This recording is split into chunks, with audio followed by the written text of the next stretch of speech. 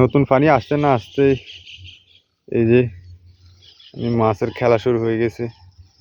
শোল মাছের অনেক বড় একটা বাচ্চার দল আর কি, মানে সবগুলোই শোল মাছের বাচ্চা।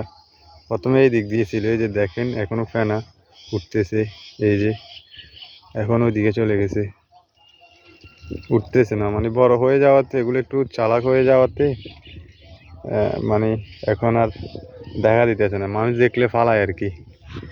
এই যে এটা সবটা আমাদের একটা বড় পুকুর আর কি, এটার মধ্যে মানে সেচ দেওয়ার সুযোগ হয় নাই, ওই যেখান দিয়ে একটা ইয়ে দিছে, এর আগে পানি এসে সব ভরপুর হয়ে গেছে।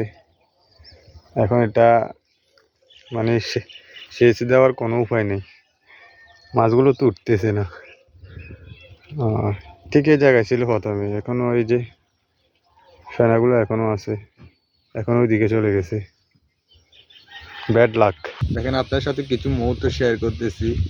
এই যে বৃষ্টি আসার যে আগ মুহূর্তটা আমাদের গ্রামে, দেখেন কি সুন্দর, আকাশটা একেবারে কালো, মানে একটা সৌন্দর্য আর কি, মানে খুব সুন্দর মানায় আর কি আকাশটাকে, মানে খুব সুন্দর আর কি। এই যে দেখেন, আমি আর কিছু ফুটেজ দেখাই, যদি এভাবে দেখায়, দেখেন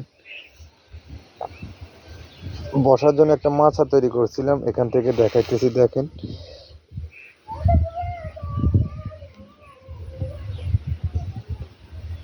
অসাধারণ সুন্দর, তাই না?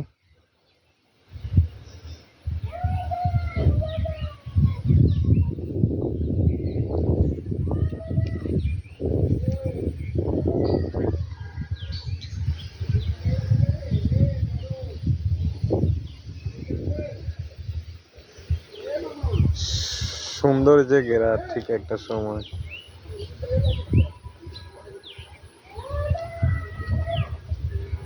মাশাআল্লাহ, এই সময়টা মানে নিজের চোখে না দেখলে বোঝা যায় না।